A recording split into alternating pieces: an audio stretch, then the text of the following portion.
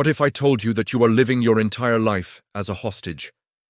Not a hostage bound by chains or held in a concrete cell, but by something far more insidious, because you were convinced to build the prison yourself. An invisible prison, constructed with the bricks of your own anxiety, whose keys you have voluntarily handed over to everyone you meet. It's a dungeon of your own making, where your heart hammers against your ribs when someone asks for a simple favor, where you taste the bitter metallic tang of resentment after forcing yet another yes from your lips. It's where every opinion you swallow, every authentic desire you suppress, and every boundary you fail to draw is another thick iron bar closing in around you, shrinking your world until you can barely breathe. This is the crippling state of primal fear paralysis. An irrational, existential fear of abandonment that functions as a faulty operating system in your mind. A program installed in the vulnerability of your childhood that was never updated for the complexities of adult life. This program screams a single, destructive lie into your subconscious every second of the day. Your survival is contingent on the approval of others. It has convinced you that the freedom to be authentic is an unacceptable risk, a path that leads directly to isolation and ruin. And here is a piece of the forbidden knowledge. Society profits from you running this program. Corporate structures, social hierarchies, even manipulative personal relationships. They are all built on a foundation of compliant, approval-seeking individuals. They are easy to control, easy to manage, and easy to exploit. Today, this ends. We are not here to offer you another flimsy mask to hide your anxiety. We are here to hand you the master key, the architectural schematics to demolish the prison from the inside out. The insight I am about to reveal is not about learning new, clever tricks to please people more effectively. It is about deprogramming the very code that creates the compulsion to please. It is about performing a delicate, precise surgery on your own psyche to locate and remove the virus so that your true self, the strong, centered, and genuinely respected individual you were meant to be, can finally emerge from the rubble. Our first step on this path is an exercise in psychic archaeology. We must excavate the secret origins of your programming to truly understand the enemy you are fighting. And you must internalize this truth before we proceed. Your chronic need to please is not a character flaw. You are not inherently weak or needy or broken. You are simply running dangerously outdated mental software on incredibly powerful hardware. This software, this mental virus, was coded into your system during your most formative years. It was the parent who offered affection only as a reward for good behavior, teaching you that love was something to be earned through performance, not given freely. It was the rigid school system that relentlessly rewarded conformity and punished original thought, systematically training you to be a compliant worker rather than a sovereign thinker. It was the dynamics of your early friendships, where disagreeing with the group consensus meant risking the primal terror of being cast out.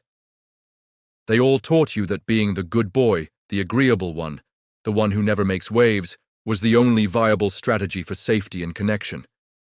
And for a helpless, dependent child, this strategy made perfect sense. It worked. But now, in the battlefield of adult life, that same program is the source of your constant, silent sabotage. It misinterprets any potential for disapproval, no matter how trivial, as a legitimate mortal threat.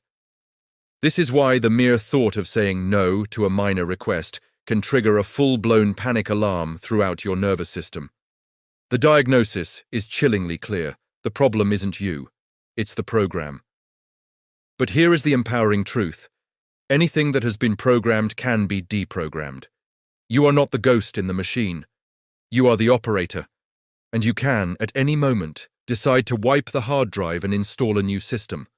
Now, let us take a sledgehammer to the most pervasive and insidious lie you have ever been sold. We will now shatter the great nice guy illusion. Society, through every channel imaginable, has sold you a fraudulent, bankrupting formula. Be nice, be agreeable, be accommodating, never create conflict, and the world will reward you with liking and respect. This is not just a lie, it is a potent poison. It is the guaranteed, surefire recipe for a mediocre, invisible, and utterly powerless existence. This relentless, desperate pursuit of universal approval relentlessly erodes your identity. It's like sanding down all of your unique edges until you are a smooth, featureless sphere, able to roll in any direction you are pushed. You become an echo, a vague and pleasant reflection of whoever you're currently trying to appease. This is not kindness, it is a sophisticated survival strategy born of absolute terror, and it does not generate respect. It actively destroys it. People do not respect doormats, they wipe their feet on them. Genuine respect is a currency that is only awarded to strength, and there is zero strength in mindless compliance. Here is the brutal, paradoxical truth that will liberate you. Your ability to displease, to repel some people, is a monumental source of genuine attraction and deep respect. The two are inextricably linked. Think of it this way. A lighthouse does not move to please the ships. It stands firm in its foundation, shining its light from a fixed position. It is precisely for its firmness and its unwavering consistency that it is respected, trusted, and valued. When you take a stand, when you have principles you will not violate, when your yes has meaning because your no is a real possibility, you become a lighthouse. You automatically repel the drifting, aimless boats that stand for nothing.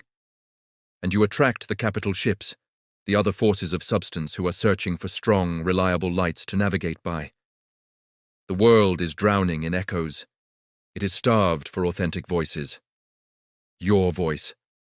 Understanding the problem is the diagnosis.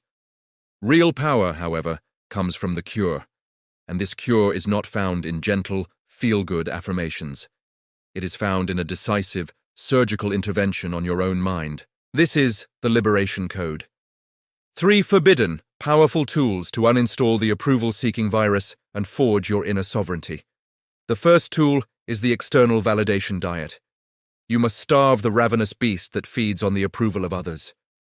This means consciously and systematically reducing your reliance on external feedback to feel a sense of self-worth. A practical step. Before you post anything online or share a piece of good news, ask yourself, would I still value this moment or this achievement if no one else on earth could see it, like it, or comment on it? You must begin the practice of self-endorsement. You must become the primary source of your own validation, judging yourself on your effort, your integrity, and your adherence to your own principles, not on the fickle applause from the gallery. The second tool, the micro-rejection laboratory. You do not build the muscle of self-respect by avoiding discomfort. You build it by strategically and incrementally engaging with it. Think of it as progressive overload for your soul. Start small. When a barista gets your coffee order wrong, instead of silently drinking it, politely and calmly ask for the correct one. When a colleague asks you for a favor that will overwhelm you, instead of an automatic yes, deploy the powerful phrase, "Let me check my priorities, and I will get back to you." This gives you the sacred space to choose, not just react. Every one of these micro-rejections that you endure without the world ending inoculates you against the fear. It's a vaccine against the debilitating power of other people's opinions. The third tool, the judgment deflection shield. You must internalize this on a cellular level. Most of the criticism and judgment you receive is not actually about you. It is a projection. A person's harsh judgment is a detailed map of their inner world, their insecurities, their biases, their unmet needs, their own faulty programming. It is not an accurate assessment of your territory. When someone calls you selfish for finally setting a boundary, what they are really screaming is, "Your new fence is preventing me from taking the emotional resources I was accustomed to getting from you for free." When you truly understand this, their words lose their venom.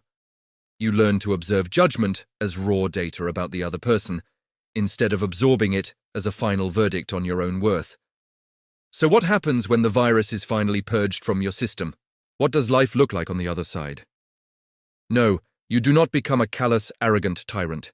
That is the fear your old programming uses to keep you in your cell. What actually emerges is a new operating system, one based on a profound and powerful silence, a quiet, unshakable confidence that emanates from a deep well of inner alignment.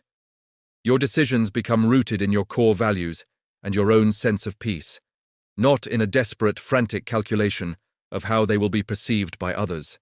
The word no ceases to be a source of gut-wrenching anxiety and becomes what it always should have been: a simple, calm statement of your reality.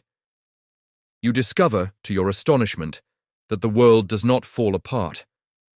And most shockingly of all, you stop chasing respect, and you find it is being offered to you freely, almost as an effortless byproduct of your new integrity. Because you are no longer broadcasting the frequency of neediness, you are broadcasting self-possession.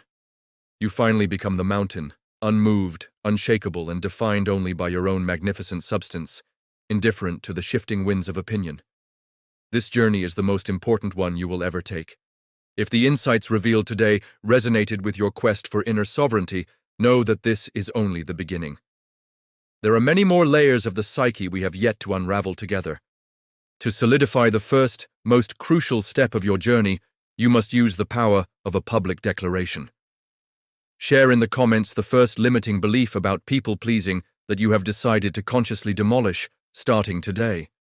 Your comment is not just text on a screen, it is an act of rebellion. It is the first brick you will lay in the foundation of your new mental fortress. Philoverse. Deprogram your mind. Architect your reality.